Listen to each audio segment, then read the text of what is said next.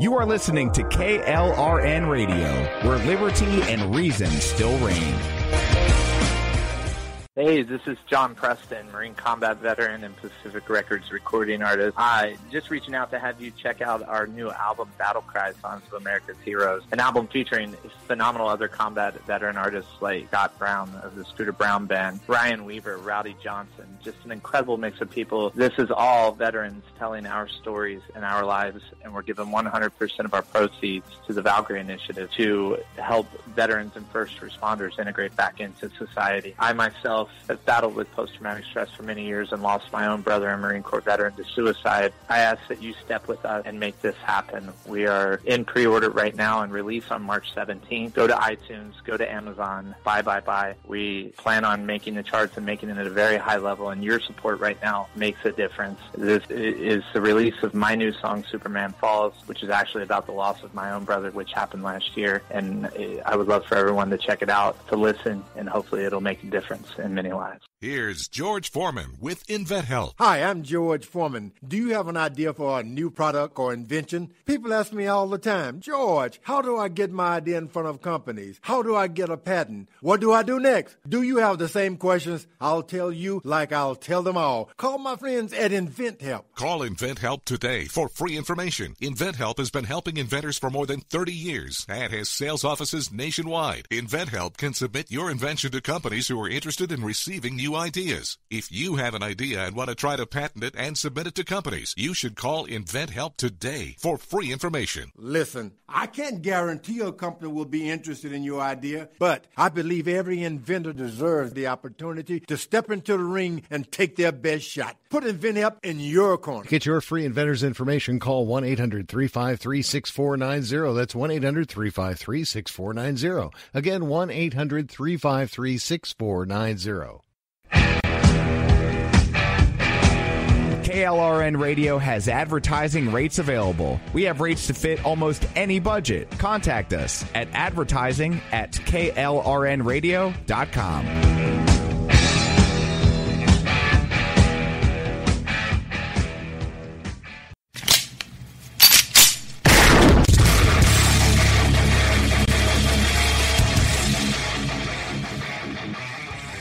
This is Slickery Trigger for Rebel Road Tactical. With proper care and feeding, your pistol will be ready when you need it, there to save your life. Shouldn't your gear be that good? Whether you need a holster for comfortable everyday carry or a tough-as-nails holster for your next training course, Rebel Road Tactical has what you need. Check us out on the web at rebelroadtactical.com.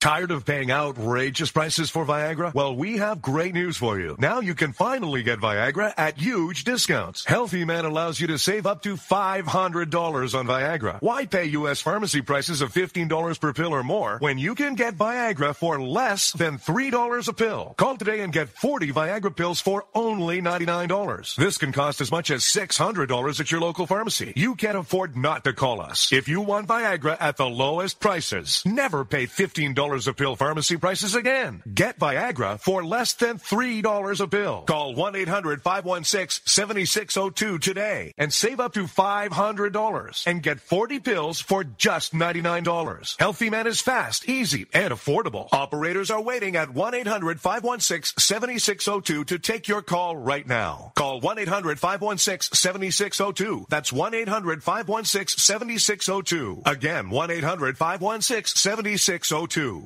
If you're 85 or younger, would you like peace of mind and comfort for your family? We're Final Expense Direct with an urgent message for you. The average funeral today costs over $8,000, but the most you'll get from government benefits is $255. How will your family pay the difference? We can help. Our senior plans start as low as just $1 a day and pay up to $30,000 for a funeral and other final expenses. Peace of mind is easy. There's no medical exam. You'll have lifetime coverage, and your plan can't be canceled as long as you pay your premiums. Call now for free information about our senior plans. Answer a few simple questions and receive approval right on the phone. Plus, call right now and we'll give you a discount prescription card for free. Call 800-553-8687. That's 800-553-8687. Again, 800-553-8687.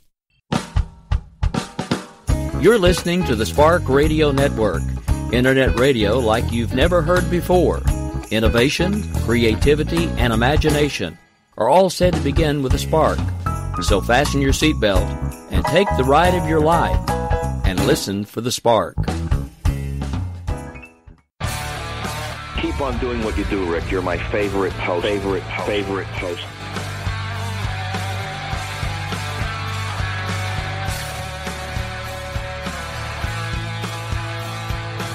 You know this freedom is anything but free. What we have here depends on those who will fight for what they believe. When we stand together, there's nothing that we can't achieve. This nation of people standing as one in the name of liberty. All right, folks, good evening. This is America Off the Rails. I am Rick Robinson. We're coming to you live right now from KLRNradio.com, and we are live every Sunday through Thursday at 11 p.m. Eastern. Also available on AMFM247.com every Monday, Wednesday, and Friday at 2 p.m. Eastern. Available on SoundCloud, Stitcher, FM Player, iTunes, Google Play Music, Pocket Cast, Blueberry, and about 16 more that I can't ever remember. And also available through Red Nation Rising Radio, the Liberty Channel, and next to last would be the Lanterns Radio Network, and also crndigitaltalk.com, where the show is heard every Saturday and Sunday at 10 p.m. Eastern. Also, we have a new Facebook streaming stuff that's going to probably start next week, so I'll be giving something out about that over the weekend, so make sure you're paying attention to social media. Now, we've only got a couple minutes to the first break, but we do have a guest with us tonight, so I don't want to keep him hanging forever. We have Jackson Richman, who's been a recurring guest with us here. I'm going to bring him on now and let him say good evening. Good evening, Mr. Richman. How are you? Good evening, Rick. I'm well. How are you? Doing all right. Just kind of keeping an ear to the ground when it comes to the UK election and watching the bloodbath that was supposed to be Comeyday that kind of never was. But other than that, I mean, I guess everything, all things considered, could be worse. So it's been a while since you and I have talked. Last time you came on was right around the time that you were actually graduating from college. So congratulations. Which is now why I call you Mr. Jackson, because you've actually reached adulthood. No, I'm just playing. All right. So anyway, thank you. Oh, it's just funny because I used to do a show with someone who was right around your age, a little bit younger, Bryce. You know him. I used to give him all kinds of grief. I still do. Just now, it's only on social media because now he's been elected to an actual political position and therefore can't really hang out with me and do radio anymore because they considered it a conflict of interest, which made me sad because he was fun to annoy. Which I'm sure you can remember because we gave him grief that whole show about getting a PhD in climatology or something. That was fun. Getting a PhD in fracking. That's what it was. It was a PhD in fracking. All right, so... Yeah, I've seen him a couple times on campus. Great guy. Great hombre. Actually, he really is a good guy. He's kind of... For being younger, he's kind of what I call a political hybrid, and I think that's what a lot of folks are having trouble dealing with now. Because a lot of the... Not a snowflake. A lot of the really, really young ones are kind of a mixture. They have conservative ideals and they have liberal ideas, and they're kind of really in the middle. I mean, there are things that he's really, really liberal about, and then there are things when he's like, oh my God, I sound like a conservative. And I think that was honestly one reason why he kind of quit doing Finding Common Ground with me, because it was funny, because there for about a semester and a half, I was actually technically one of his faculty advisors because he got credit for doing the show. So my last homework assignment for him was to go back and listen to the very first show that we ever did, and then go back and listen to the last show that we did right before he left to go to college, and he had to write a paper about it. He was like, "You have been slowly turning me conservative, you SOB." I was like, "I told you it was going to happen." Well, congratulations, Rick. Actually, I think one thing that Mr. Robbins has really said that, I guess, it shouldn't really be considered conservative nor leftist. I mean, it is a liberal ideal. Free speech. I mean, just calling out his fellow his peers on the left who seek to shut down free speech, saying, hey, this isn't liberal. And he was opposed to the BDS resolution, which GW Student Association struck down last month. Yeah, I mean, So, I had seen that he was still being pretty politically active, which I was kind of impressed with as he moved into more of the college circles. So, I mean, that was honestly something that I was happy to see. Maybe opening up counseling services, for incoming college students. Make sure they don't become snowflakes or whatever you call them. Oh, no, normally it's snowflakes. So are you saying you want him to open a counseling center where they hand out the coloring books and the teddy bears and all that stuff, or an actual I'm talking about center? I'm talking about yourself. Oh, me? Okay. I thought you were talking. Well, yeah. New service, I don't know about that. I can only do especially the millennial snowflakes. I can only do them in small doses, dude. I mean, Bryce, at least he had some redeeming qualities. Yes, he was a liberal, but he was also a very gun pro liberal, which kind of made him anachronistic. So, I mean, at least if things got too bad, we could start talking about guns and find a center point again and start working our way backwards. I can't really do that with most of the liberal snowflakes anymore because they really don't have any type of a center point that we can reach, especially the really diehard ones. But anyway, we're kind of all over the map right now. So I have a couple of questions for you because, you're the guest and I like to ask my guest questions. So how much of the Comey interview stuff did you actually pay attention to today? Because I myself made it about 10 minutes before I wanted to basically run around my office screaming because I couldn't listen anymore. Yeah, I listened to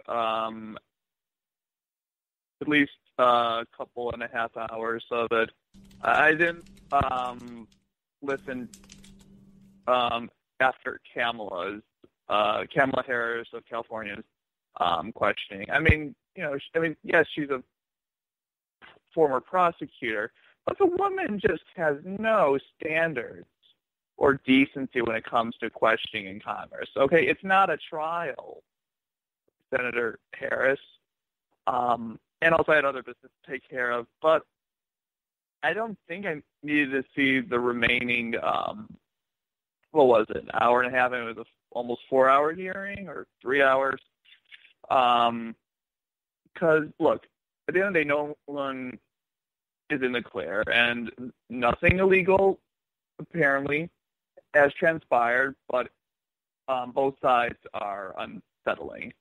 And also, I think the contrast between Comey's conduct during the Clinton email investigation and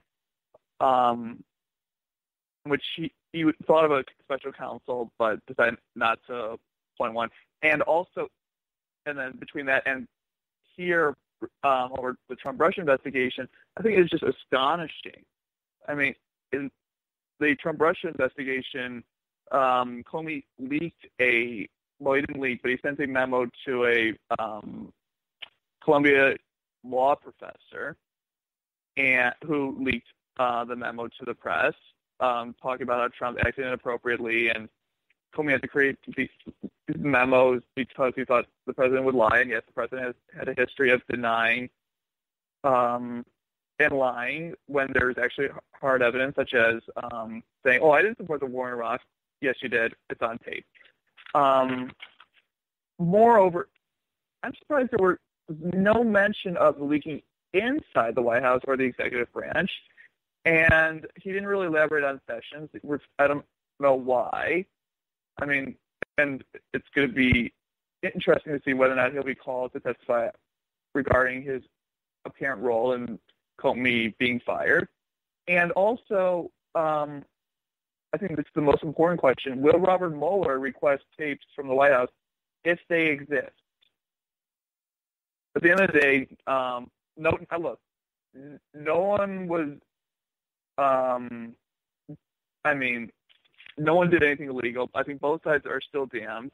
And I think there's just too much hype over this, especially with other issues like repealing and replacing Obamacare.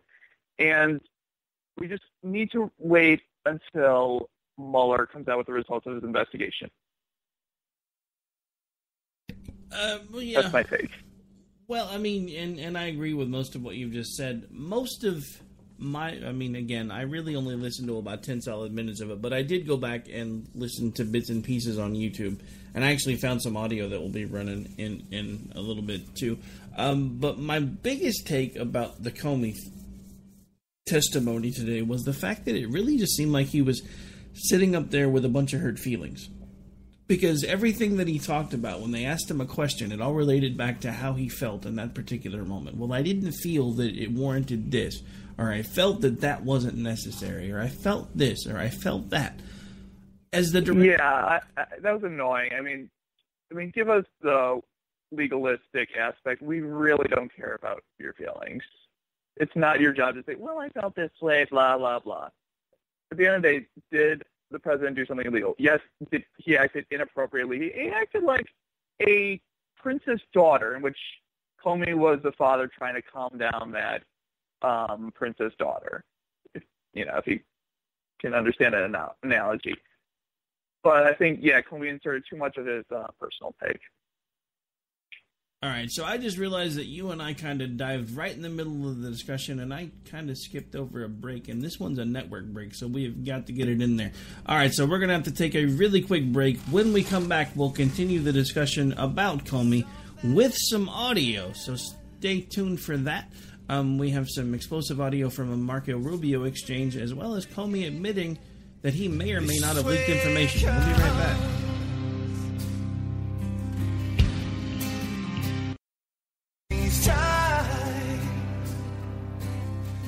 These are the times that we'll try.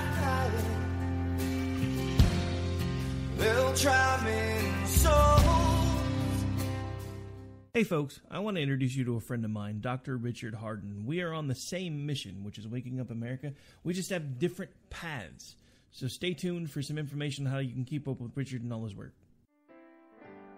Visit Richard's website at rahardin.com.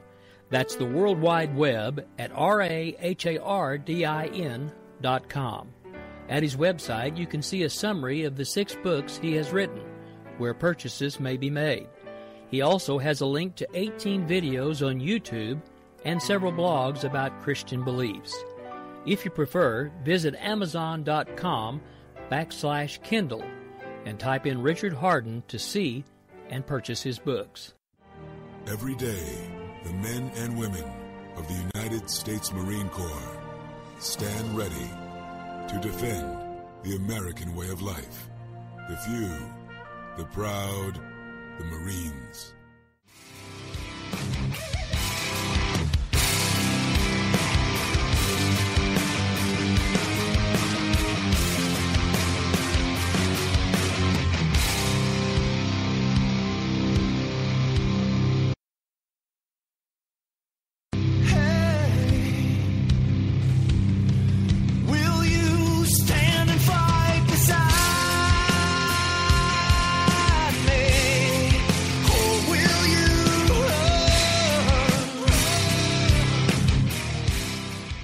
All right, folks, welcome back. Now, since I do have a guest, this is a message to the affiliates out there. The next break is mine. We're going to skip it, so we're going to go straight through to the bottom of the hour. So, now, I do have Jackson Richman with me, and we're going to be talking Comeyday, which was kind of a bit of a meh from pretty much any perspective. The interesting thing, though, is the left still came away with it feeling like it was a victory, but I'm not quite sure why, because there were some really interesting exchanges.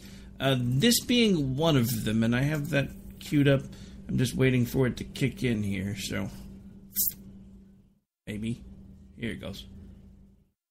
Did you show copies of your memos to anyone outside of the Department of Justice? Yes.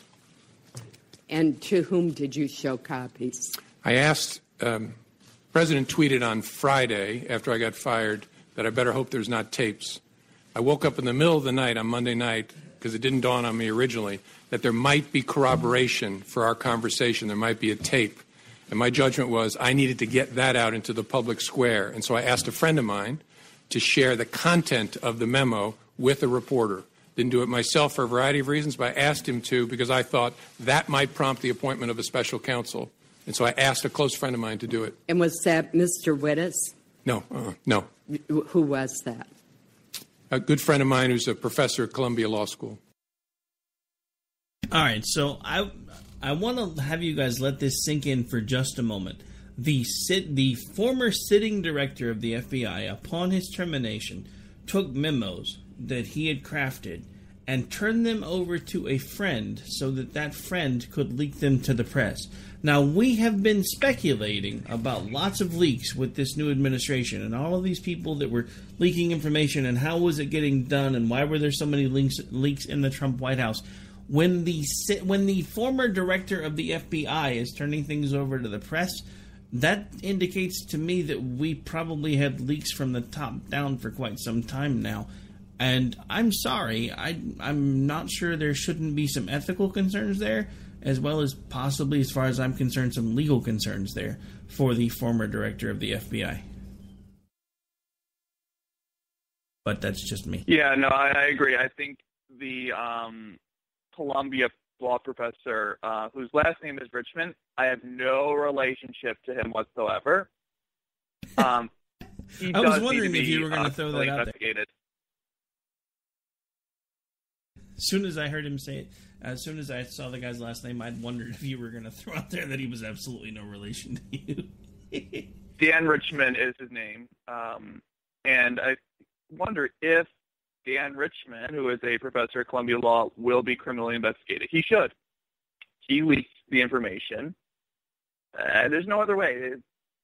There's no way around it. And I do hear you. I do think Comey should also be investigated. But how that would go about, considering the nature of this case, which the president fired Comey as FBI director, would play out. Investigating Columbia law professor who leaked the information is one thing. Investigating someone you fired is quite another. I mean, well, that could be done interestingly enough. Comey had alluded that he had done it to make sure that a special prosecutor got brought into play. I'm thinking we could probably use a special prosecutor to prosecute him. He wanted one so badly, might as well let him have one. And he considered appointing one for the Clinton email investigation, especially after what happened on the tarmac between then Attorney General Loretta Lynch and Bill Clinton. But in the end, Comey decided against it. And that contrast between the tarmac meeting and considering whether or not to appoint a special prosecutor and not doing so, and then in this case, investigating Trump and Russia, in which Comey leaked information, which was officially leaked by a Columbia law professor, in order to activate, I guess you could say, a special counsel, is astonishing. The contrast, I think, is what's so disturbing about this special counsel noise. Yeah, no. You get my drift. Well, I'm glad you brought up the contrast because nobody's really been talking about that. Because there's more than just that contrast. We're talking about the contrast with Comey considering doing the special prosecutor with the Hillary email, deciding against it. Now, in this particular instance, he seemed to have been trying to push for one and was willing to violate ethics rules, if nothing else, to make sure that it did happen. I'm not sure what the legality is because at the time that he released the information, he was technically a private citizen, and they weren't necessarily top-secret documents. It's not quite the same as the Hillary email situation, but there should be at least a tacit look there to find out if what he did could be considered illegal, especially since he admitted it. Now, another thing that's very, very interesting is, let's not forget, right around the time that Comey was being let go, he had already testified that he had not released any information to the press. Now, I don't have the exact timeline, so I don't know if at the time that he made that initial statement, if he hadn't done it yet, but the dates are really close together. Well, he didn't leak the information to the press. He leaked the information to a Columbia law professor who leaked it to the press.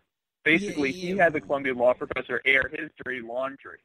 So, well, I mean, I get what you're saying, because it's kind of one of those legal speak issues, because he didn't technically leak it to the press.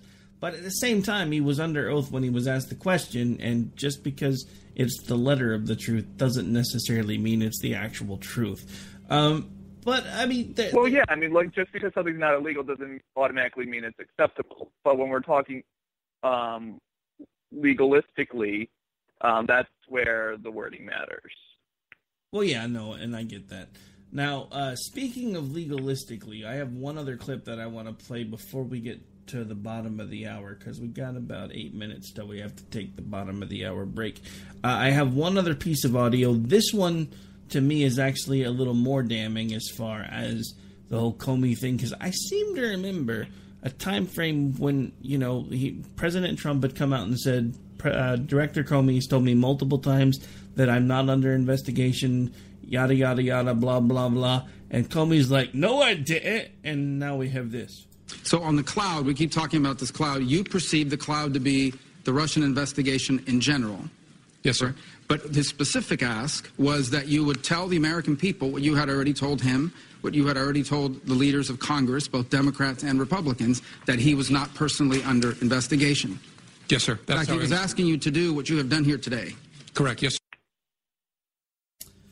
So I want to go over that a little slower because it was like a 22-second clip. So Rubio was specifically asking Comey about the fact that Donald Trump was asking him to come forward and tell the press and the American people that at the time this investigation was ongoing, however, the president was not a figure involved in the investigation or a central piece of the investigation, and he had already admitted as much to the president and to essential members of Congress, and yet for some reason refused to tell the public, which has severely undermined the Trump administration, because the fact that he wouldn't come forward and say it, and the fact that Donald Trump kept trying to say that it's true, and he would through back channels say, well, I never actually said that, it's literally one of the things that has made Donald Trump look like a liar, because he tweeted out, Director Comey has told me multiple times that I'm not under investigation. And then the press got a hold of it and started having a field day with it, and they said, well, this source says that Comey says they never said that, and that source said this. And the truth of the matter is he really did say it. He said it to Congress, and he said it to him, but for some reason he wouldn't say it to the American people. Now you tell me somebody's not playing fast and loose with a political agenda. Well, I do think Trump tried to use Comey as a punching bag, but I actually side with Comey here in that, remember, after he reached his conclusion in the Hillary Clinton email case, just before the election, he reopened that case. Now imagine with the Trump case, you know, he told Trump that he's not under investigation. Now imagine he's still FBI director, and then some time down the road, Trump's name comes up in an issue. Now, how would that look? How would it look if Comey were to announce that Trump is not under investigation, and then later on say, well, new evidence has shown that the president might have done so, and we are investigating this matter.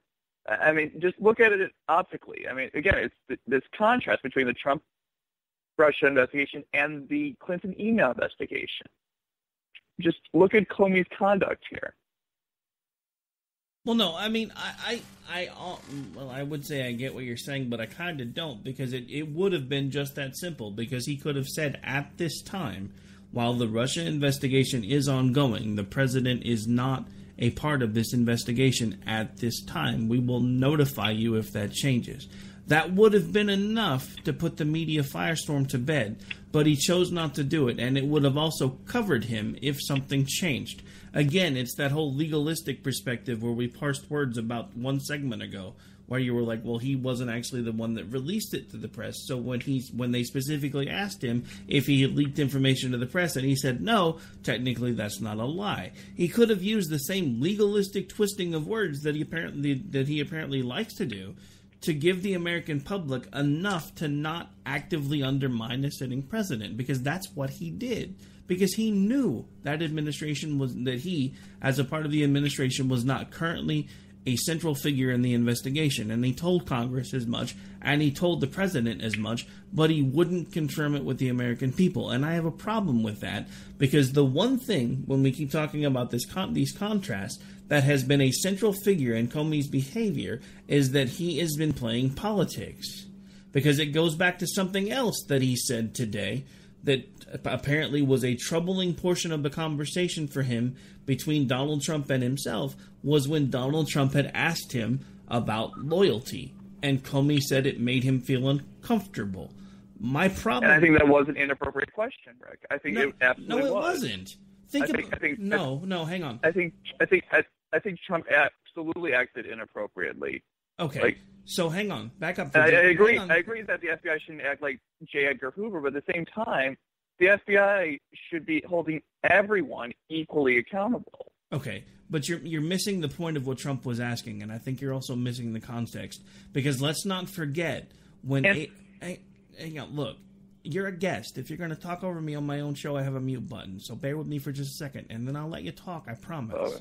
Okay, so remember, back in the Obama administration, when the same kind of exchanges were going on between he and Eric Holder pledged loyalty to Obama. Nobody said a word about that.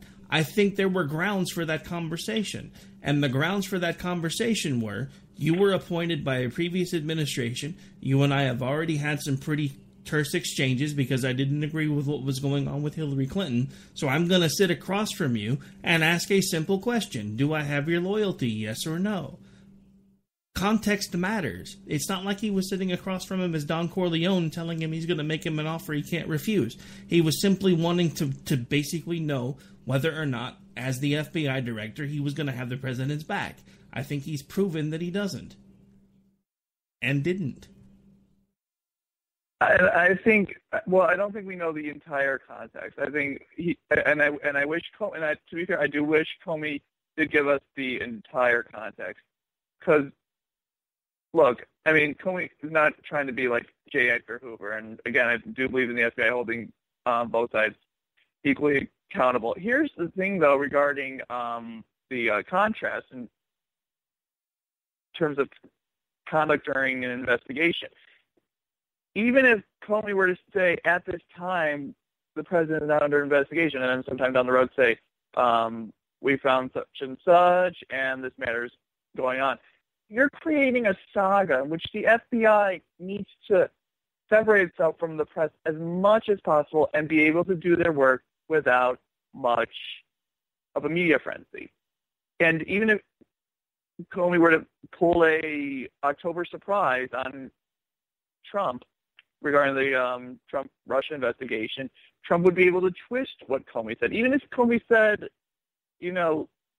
light years before, at this time, doesn't matter. Trump is a master at twisting and denying, even when there's hardcore evidence. If this was a normal administration, I would agree with you, Rick, but here, this administration is anything but normal when it comes to denying and rhetoric. Look, I think both sides are behaved inappropriately. Yeah, but I think you're just letting your personal distaste for Trump color your narrative here, because look, I don't like the guy. It's not a personal distaste. I also don't have much respect for Comey. Actually, in fact, after the Clinton investigation, I lost all respect for Comey. But I'm just trying to get into the president's mentality here about denying, and understand why Comey wouldn't take the risk and announce to the American people that Trump isn't under investigation. But why? I mean, imagine it. What if Obama did such a thing? Let's switch the party. That doesn't make any sense, Jackson. I mean, come on, be real with me for a second. Why? Because why?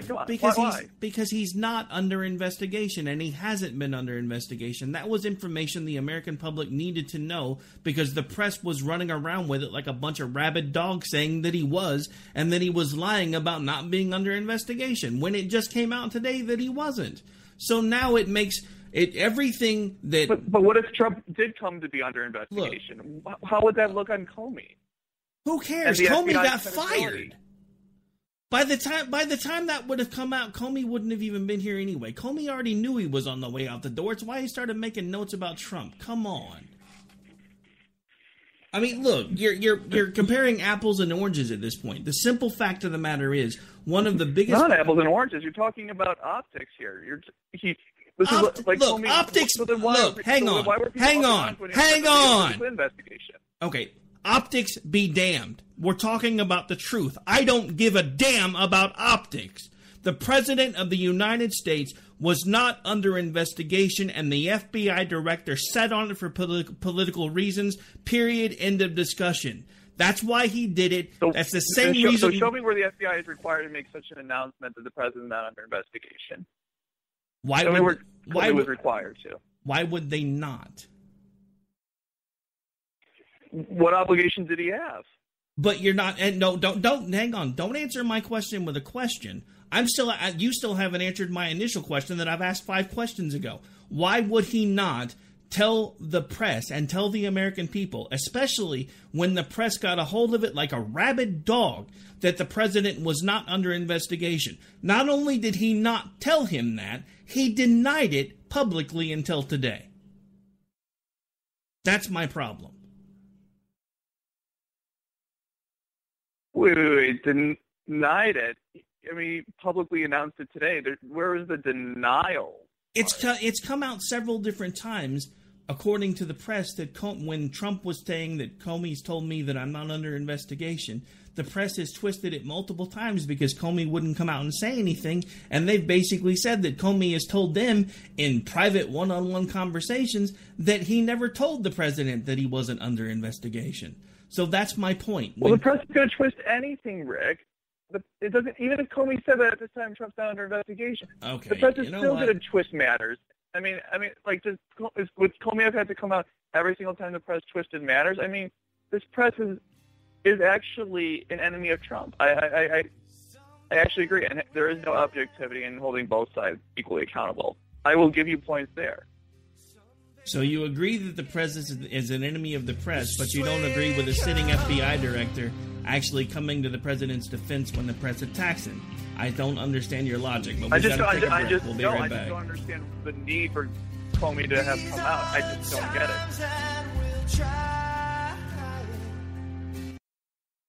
The following message contains a special offer for listeners of this station. Are you a man over 40? Are you constantly looking for the nearest bathroom? Do you wake up multiple times a night to use the bathroom? Right now, Perfect Prostate is sending out free bottles of their groundbreaking new formula to listeners of this station. Perfect Prostate Formula was developed by medical doctor Mitchell Fleischer, and its ingredients have been clinically studied to reduce your frequent nighttime bathroom visits and promote healthy urine flow. Right now, preferred customers get their first bottle of Perfect Prostate absolutely free. There's nothing to lose. Perfect Prostate is guaranteed to reduce that constant urge to use the bathroom, especially at night, and promote healthy urine flow. Don't wait. Call now for your free bottle. Just pay shipping and processing. Dial 1-800-675-0251. That's 1-800-675-0251. Supplies are limited. One free bottle per household. Call now. Dial 1-800-675-0251. That's 1-800-675-0251. Tired of paying outrageous prices for Viagra? Well, we have great news for you. Now you can finally get Viagra at huge discounts. Healthy Man allows you to save up to $500 on Viagra. Why pay U.S. pharmacy prices of $15 per pill or more when you can get Viagra for less than $3 a pill? Call today and get 40 Viagra pills for only $99. This can cost as much as $600 at your local pharmacy. You can't afford not to call us. If you want Viagra at the lowest prices, never pay $15 $3 a pill pharmacy prices again. Get Viagra for less than $3 a pill. Call 1-800-516-7602 today and save up to $500 and get 40 pills for just $99. Healthy Man is fast, easy, and affordable. Operators are waiting at 1-800-516-7602 to take your call right now. Call 1-800-516-7602. That's 1-800-516-7602. Again, 1-800-516-7602. Every day, the men and women of the United States Marine Corps stand ready to defend the American way of life. The few, the proud, the Marines. Hey folks, I want to introduce you to a friend of mine, Dr. Richard Harden. We are on the same mission, which is waking up America. We just have different paths. So stay tuned for some information on how you can keep up with Richard and all his work. Visit Richard's website at raharden.com. That's the World Wide Web at RAHARDIN.com. At his website, you can see a summary of the 6 books he has written, where purchases may be made. He also has a link to 18 videos on YouTube and several blogs about Christian beliefs. If you prefer, visit Amazon.com/Kindle and type in Richard Harden to see and purchase his books. If you're 85 or younger, would you like peace of mind and comfort for your family? We're Final Expense Direct with an urgent message for you. The average funeral today costs over $8,000, but the most you'll get from government benefits is $255. How will your family pay the difference? We can help. Our senior plans start as low as just $1 a day and pay up to $30,000 for a funeral and other final expenses. Peace of mind is easy. There's no medical exam. You'll have lifetime coverage, and your plan can't be canceled as long as you pay your premiums. Call now for free information about our senior plans. Answer a few simple questions and receive approval right on the phone. Plus, call right now and we'll give you a discount prescription card for free. Call 800-553-8687. That's 800-553-8687. Again, 800-553-8687. 8687.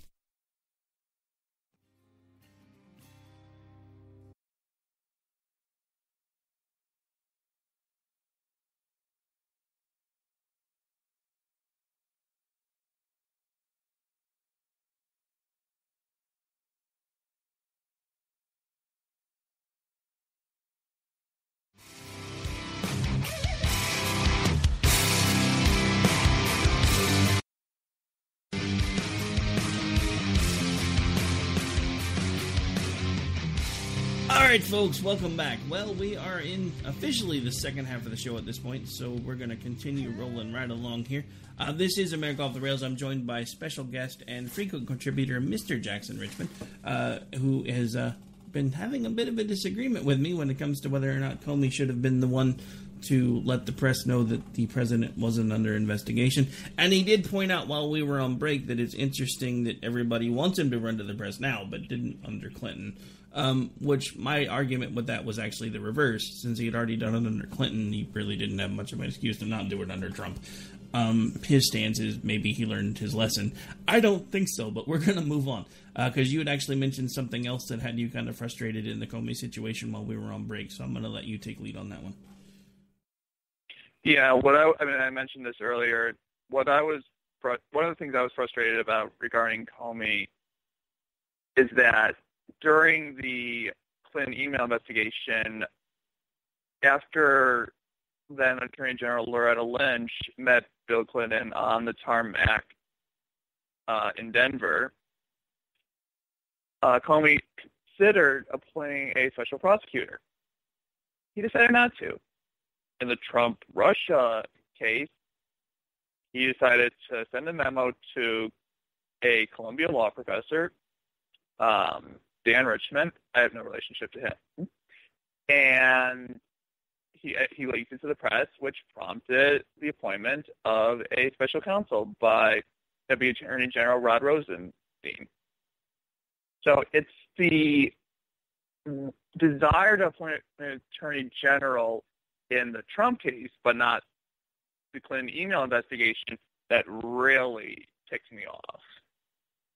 And just was astonishing. Hang on. Astonishing Hang and on. disturbing. Hang on. Not to use your own argument against you, but maybe he learned his lesson?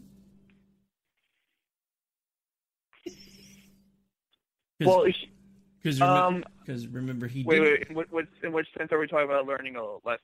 Well, because remember, elaborating? Well, your argument about the fact that he ran to the press with Hillary and then didn't run to the press with Trump was maybe he learned his lesson.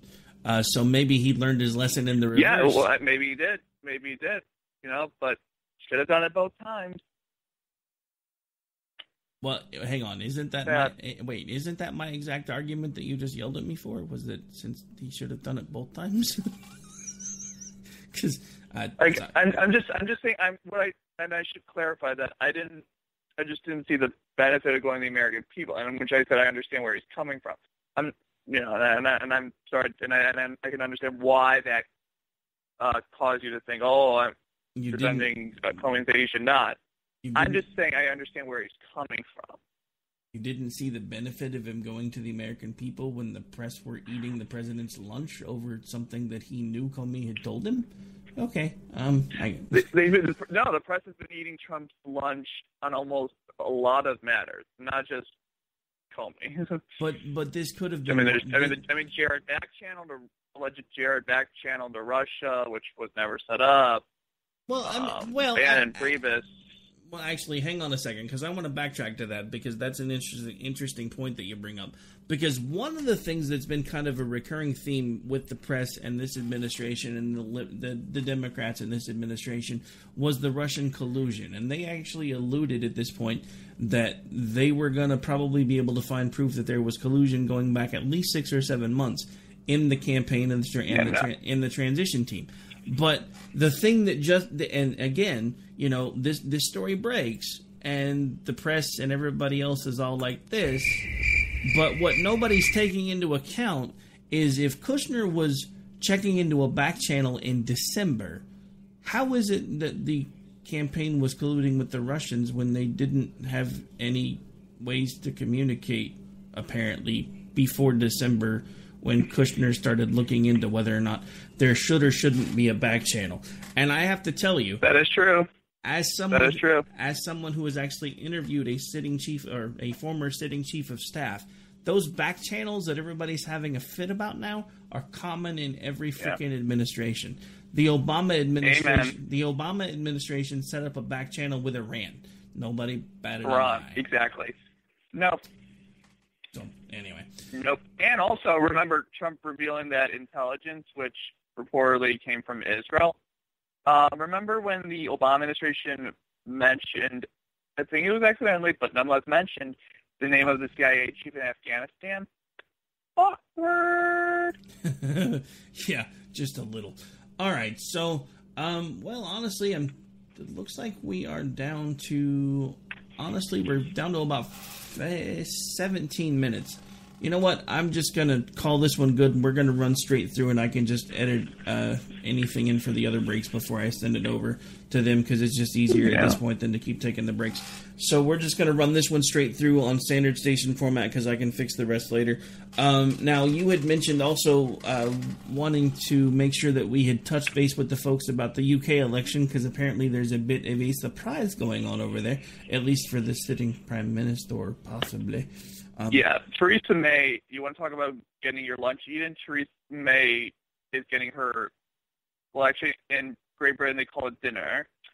And then what we call dinner here, they call supper. So she is getting her dinner eaten by Jeremy Corbyn and the Labour Party. This was supposed to be a throttling of Jeremy Corbyn and the Labour Party, and this election has been anything but.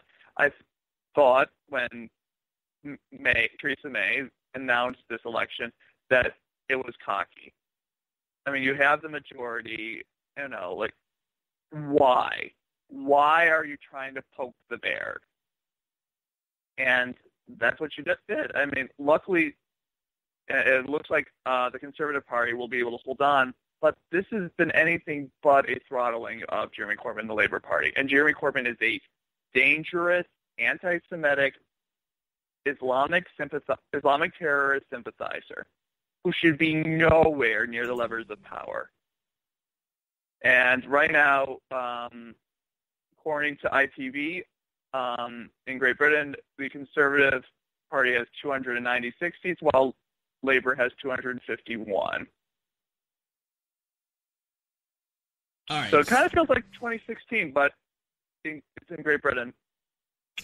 So now I want to clarify some folks, or something for some folks that may not be familiar with some of the terms they use over there, because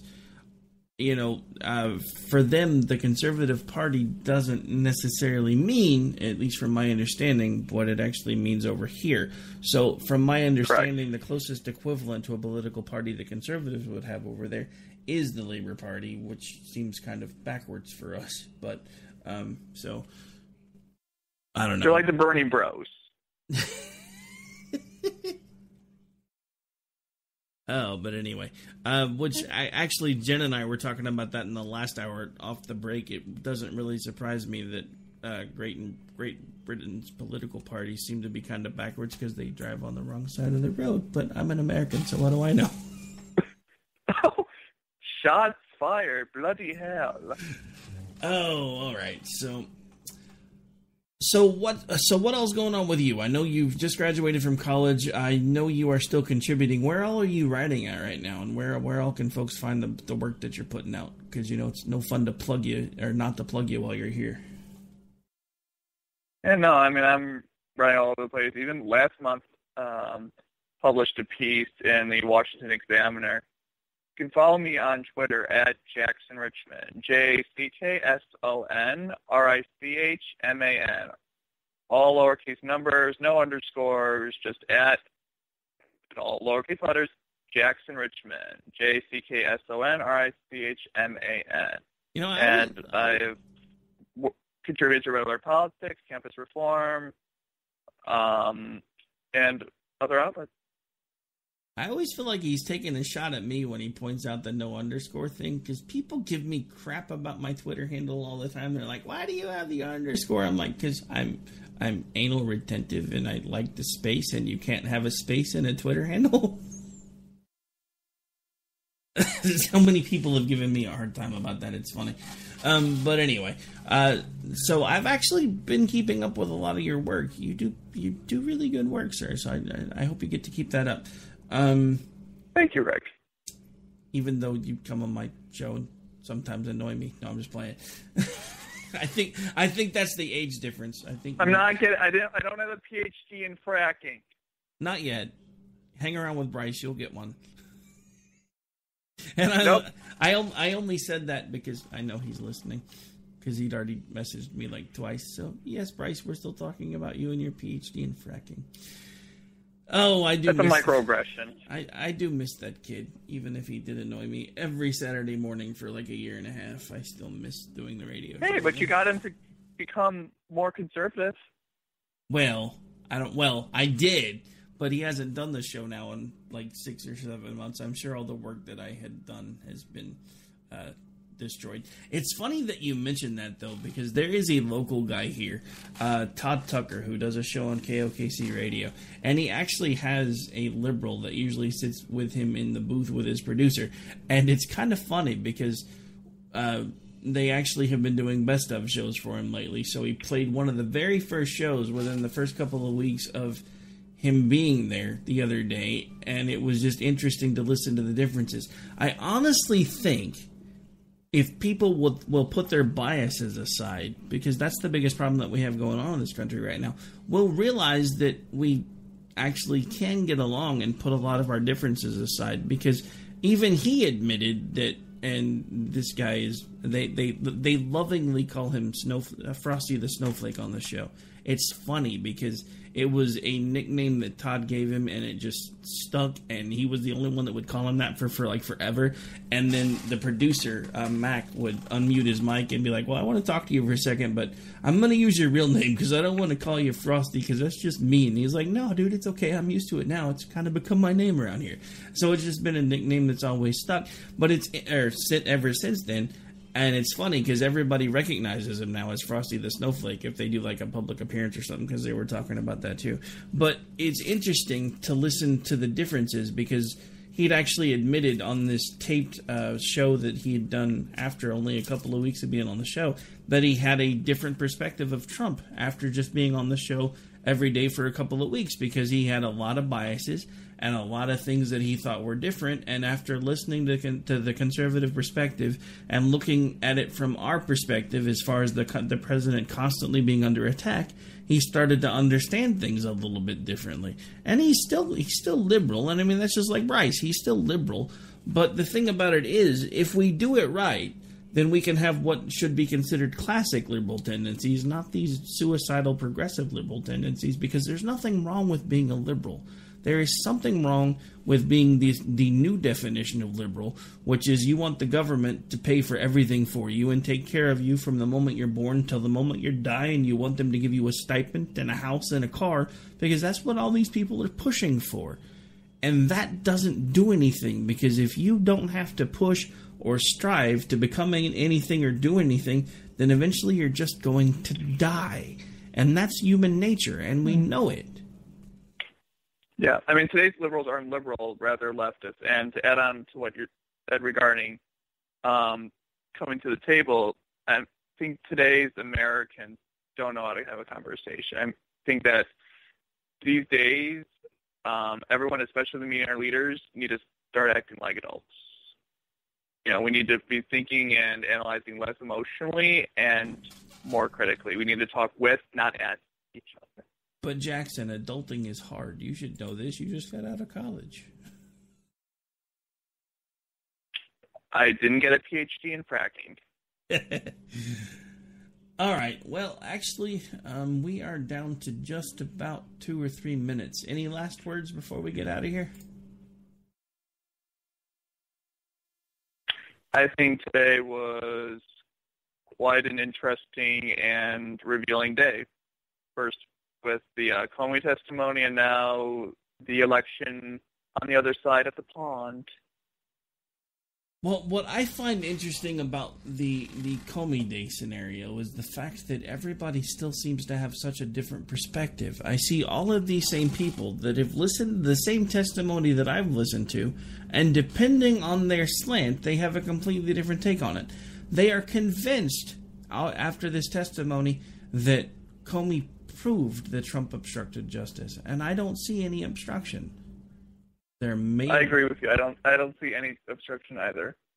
I mean, there may or may not have been an exchange that maybe shouldn't have happened, and that's actually something else that I've seen, which actually is kind of funny from my perspective, because we've literally seen people talking about the fact, well, the president and the director of the FBI shouldn't be having any alone meetings and should not be meeting privately, because that's not heard of.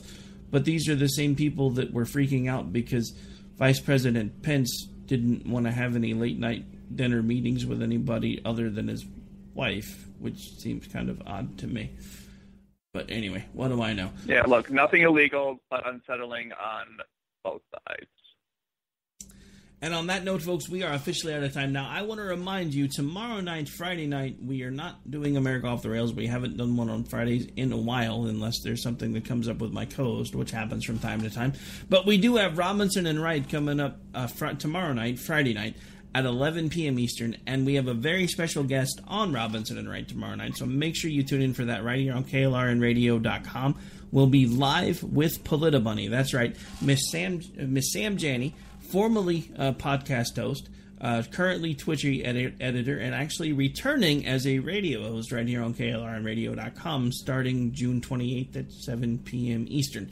We're going to kind of do a little bit of a pre-show interview, have some fun, talk, chat, hang out, and of course, I'm sure she'll bring the chainsaw. So you guys make sure you tune in for that. On that note, folks, we are out of here for the night. I want to thank again my special guest, Mr. Jackson Richman, for joining me for the hour, and we will be back with you before we know it. Until I see you, take care, God bless, be safe.